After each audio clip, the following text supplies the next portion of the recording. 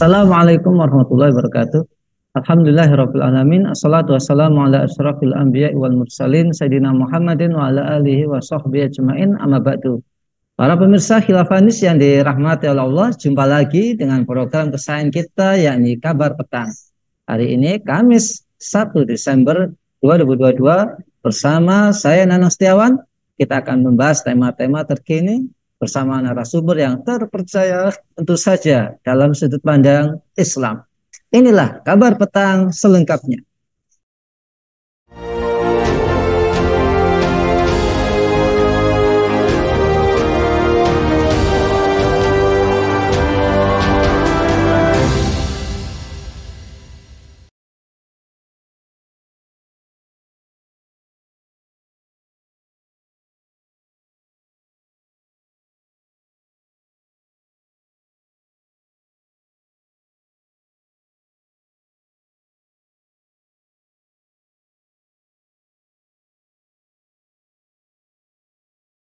Maraknya tambang ilegal yang berada di Klaten, Jawa Tengah.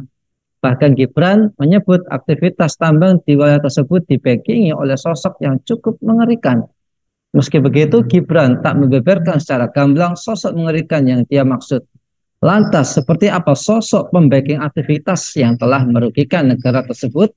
Apakah tambang ilegal yang semakin meresahkan masyarakat tersebut? Apakah di mana ada tambang di situ ada penderitaan dan kerusakan lingkungan? Untuk membahasnya kami terhubung dengan Ketua Forum Kajian Kebijakan Energi, Bung Agus Kiswantono. Assalamualaikum Bung Agus. Waalaikumsalam warahmatullahi wabarakatuh. Alhamdulillah sehat ya. Alhamdulillah saya sehat. Bung Agus, isu tambang ilegal yang belakangan ini marak diperbincangkan di media sosial, terutama setelah Wali Kota Solo Gibran Rakabuming Raka menyinggung soal adanya backingan seseorang yang mengerikan di balik tambang ilegal tersebut. Bagaimana tanggapan Anda menyikapi kasus ini, Bung? Ya, baik ya. Jadi ya ini memang cukup biasa sebetulnya di dalam backing kalau di pertambangan, karena memang pertambangan ini kan bukan sesuatu yang bisa disembunyikan, sesuatu yang nampak jelas, kemudian besar ya. Kenapa kok besar ya? Karena demobilisasi alat berat ini mulai dari bego, crane, kemudian bulldozer, nah itu kan nggak bisa di-zip atau dikecilkan. Maka kalau penambangan liar itu tidak kelihatan ya, kok ya kebacut, kenemenan ya, dalam bahasa Jawa seperti itu. Terkait dengan proses ini kan sebetulnya itu tidak akan terjadi manakala ada dua hal, ada dua pilar. Yang pertama adalah terkait dengan backingan undang-undang. Jadi kalau kita berkonfirmasi terkait dengan backing ini, maka yang paling atas itu adalah backingan undang-undang. Bagaimanapun peraturan perizinan atau SIBB, surat izin penambangan batuan, itu yang terkait dengan aktivitas dari penambangan itu sendiri, itu menjadi suatu hal yang biasa dan legal manakala itu di backup sama peraturan yang ada, baik itu di tingkat nasional atau maupun di tingkat lokal. Kalau di tingkat nasional ada namanya P2PKB atau Perjanjian Karya Pengusahaan Pertambangan Batubara atau Undang-Undang Minerba, itu secara nasional. Ini adalah fundamental atau legitimasi aktivitas yang itu terkait dengan penambangan. Kalau ya sisi regulasi ini mampu memberikan kenyamanan, keamanan, kemudian proses dari keamanan kenyamanan ini menjadi satu peraturan, yang mana peraturan itu menjadi satu mengelaborasi ya seluruh ya aspek, bukan hanya sekedar satu perspektif, one perspektif saja, yaitu bisnis, maka insya Allah itu akan menjadi sesuatu hal yang bagus. Kenapa demikian bagus? Maka ya komplain adanya kerusakan lingkungan, komplain adanya kerusakan sosial, komplain adanya ketidaksetaraan antara penduduk lokal ya, yang itu dilewati oleh dump truck ya, kemudian berdampak ya, berefek pada jalan yang ada di sekitarnya, itu tidak akan terjadi. Kenapa seringkali ini terjadi dan seakan-akan menjadi pembiar? Karena yang pertama ya, aktivitas yang sangat besar itu sebetulnya aktivitas yang harian.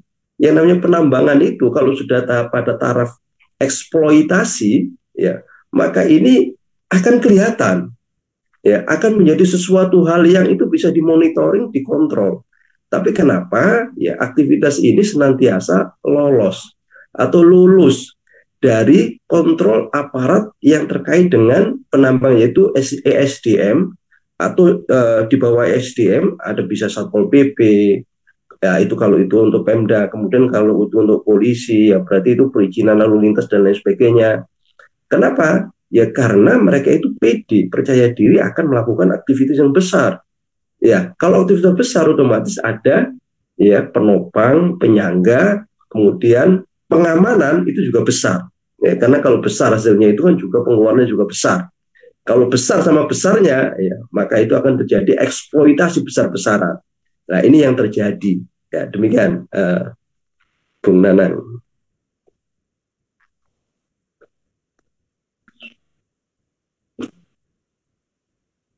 Kalau tadi itu ada sosok yang mengerikan, ya.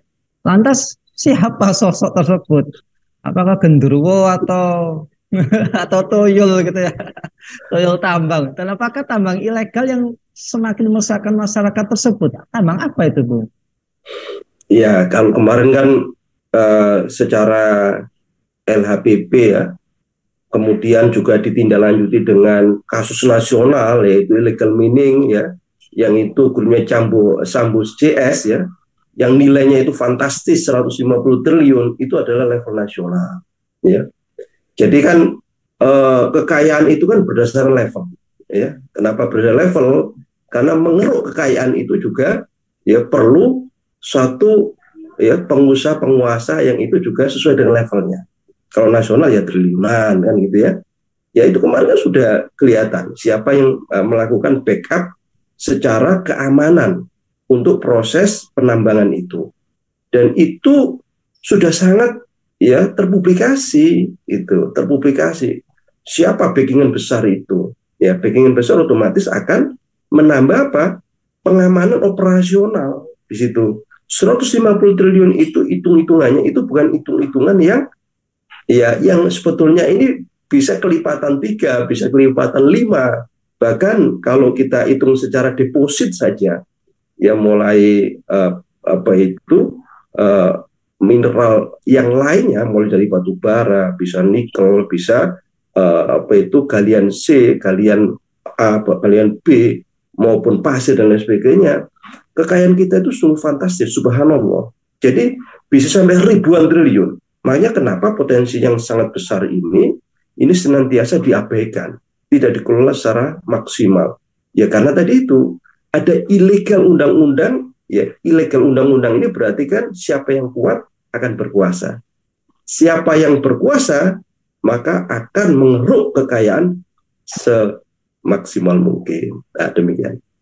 Iya, Bung Agus, di Sumatera, Jawa, Kalimantan, Sulawesi, Maluku, hingga Papua ada jejak konflik sosial dan kerusakan lingkungan di wilayah lingkar pertambangan.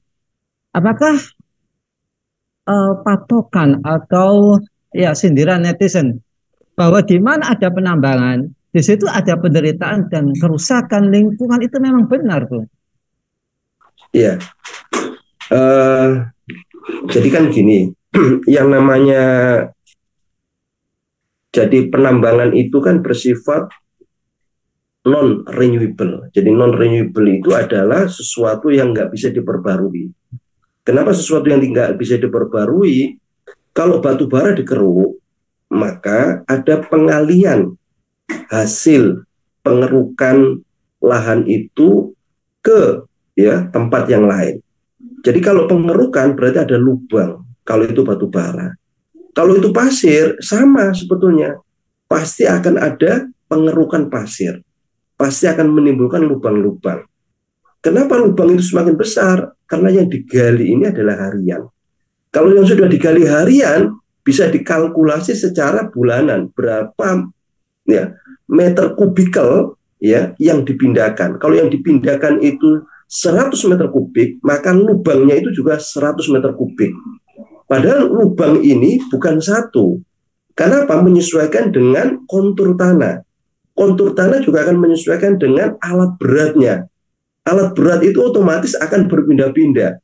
Kalau yang digali itu sampai ratusan ribu meter kubik, maka lubangnya itu diameternya juga kedalaman diameter ya itu juga akan sesuai dengan ya berapa material yang dikeluarkan dari tanah tersebut. Makanya kenapa ya eksploitasi ya lahan-lahan pertambangan itu akan menyisakan banyak permasalahan di bekas-bekas tambang galian tersebut. Kenapa? Sudah nggak bisa di renewable lagi. Kalau itu masalah energi tidak bisa dilakukan rekayasa tanah lagi. Seperti apa tanahnya itu mau ditutup dengan galian berikutnya. Dari mana galiannya? Kan nggak bisa itu. Karena apa? Sudah ratusan ribu kubikel atau jutaan kubikel itu yang dikeluarkan dari lahan tersebut. Makanya ya pasti akhirnya ya setelah selesai ya pengusaha sudah bisa migrasi, move on ke tambang yang lain, tapi tambang yang lama itu akan jadi bencana sosial, bencana ekologi bagi penduduk sekitarnya. Nah, demikian. Ya, Bung Agus, dalam penambangan selama ini, dalam penambangan selama ini lingkungan itu dirusak dan masyarakat dibungkam paksa demi terlaksananya komoditas prioritas yang menjadi tulang punggung pemasukan negara tersebut, Bung. Itu memang seolah-olah sekarang ini penindasan penguasa terhadap rakyat itu betul-betul nyata. Lantas bagaimana kita menyikapi tersebut? Kemudian seharusnya pemerintah menyikapi soal penambangan ini bagaimana, Bu? Ya, ini yang memang dampak ini kan seringkali akan muncul belakangan. Ya, yang pertama contoh saja di Klaten itu ada 900 izin. Izin ini itu ada 900 perusahaan yang diberikan izin. Kalau 900 itu bergerak semua untuk mengeksploitasi, ya rusak Klaten itu, kan gitu. 900 itu nggak main-main. Kalau itu mengerahkan alat-alat berat ya, itu 900 perusahaan itu. Ya meskipun ya 900 itu hanya secara administratif, ya secara action itu kurang lebih sekitar 360 perusahaan loh ini, bukan 360 orang perusahaan. Jadi memang itu kurang lebih ya sekitar 40%. Ya, tapi yang perlu diingat izin itu bisa diperjualbelikan. Nah, ini yang kadang-kadang nggak diantisipasi sama Pemda. Bisa diperjualbelikan izin itu. Contoh misalkan kalau izin Galian C, maka perusahaan itu bisa mengakuisisi sehingga perusahaan yang baru tidak perlu mengurus sejak awal. Dia langsung beli saja. Entah itu IUP, izin usaha, apa itu eksploitasi, eksplorasi. Nah, ada strategi-strategi seperti itu. Sebenarnya apakah mereka itu gagal paham, ataukah mereka itu memang sengaja tidak paham, ataukah mereka itu memang ya memang tidak paham-paham. Lah ini yang terutama yang memberi izin itu. Ini kan sesuatu hal yang aneh gitu loh. Bagaimana mereka tidak paham padahal mereka itu adalah ya satu pembuat kebijakan. Nah, pembuat kebijakan kalau nggak paham itu kan jadi kacau balau, amburadul ini kan itu. Ya, kalau gagal paham berarti kan gagal paham terus. Ya, kenapa dia ditempatkan di pejabat pembuat regulator? Kalau gagal paham, ya bagaimana dia bisa membuat kebijakan itu yang mengamankan, kemudian melihat sudut pandang multi perspektif terkait dengan baik itu bisnis maupun dampak bisnisnya seperti apa. Nah, oleh karena itu ya memang yang pertama yang harus dibenahi itu adalah ya seberapa keinginan untuk para pejabat atau pembuat ya kebijakan ini untuk membenahi. Ini yang pertama. Karena kalau itu sudah oke, baru setelah itu ke kontraktor atau ke perusahaan-perusahaan penambangan. Itu tinggal ngikut saja itu. Kenapa? Karena sudah ada regulasi. Yang sekarang ada regulasinya ditabrak, apalagi regulasinya regulasi hutan belantara. Ya berarti ya siapa yang kuat duit, siapa yang punya backingan yang kuat, maka akan ya membuat keamanan sendiri ya. Jadi negara di dalam negara. Maksudnya ini aturan di dalam aturan lagi. Yang itu ada kaitannya dengan penambangan tersebut. Baik. Terima kasih kepada Bung Agus atas pemaparannya. Ya, semoga ini didengarkan oleh pemerintah pusat. Memang untuk penambangan ini kita tidak bisa menghindari kerusakan lingkungan, tetapi juga harus memperhatikan kelangsungan bumi ini ya, karena kita adalah khalifatullah fil ard, diberikan tugas untuk menjaga bumi. Dan sepertinya yang disampaikan oleh Bung Agus tadi bahwa memang sebuah watak kapitalisme, memang mereka mau mengeruk sebanyak-banyaknya tanpa memperdulikan keberlangsungan bumi ini ke depan. Baik, terima kasih Bung Agus atas waktunya. Semoga bisa ketemu lagi di lain kesempatan. Sehat-sehat selalu dan sukses selalu pada Bung Agus. Pemirsa Khilafah News yang dirahmati Allah, demikianlah bincang-bincang kita pada kesempatan sore hari ini di Kabar Petang. Semoga bermanfaat buat kita semua. Jangan lupa like, subscribe, kemudian komen positif, serta share sebanyak-banyaknya. Semoga menjadi amal kebaikan bagi kita di dunia maupun di akhirat nanti.